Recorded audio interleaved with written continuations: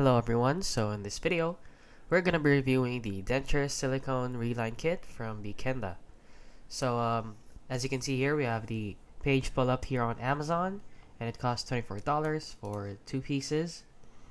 So about this item, it revitalizes your denture comfort with great fit Denture Silicone Reline Kit, and a lot of different stuff with natural and confident right away, using high quality soft silicone, and they said a lot of things about this item here. So actually, when we scroll down, we can see the reviews. There's a 1-star review here: deceiving, no instructions whatsoever, just a bag of silicone and play teeth and no idea what to do with it. And right here, it has 2 5-star reviews. Not kidding, answer to my prayers. This stuff works really well, and can't really get a lot of information out of these.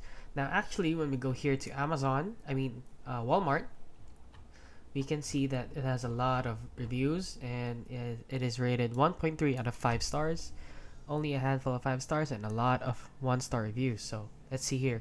So 5-star, it's a scam.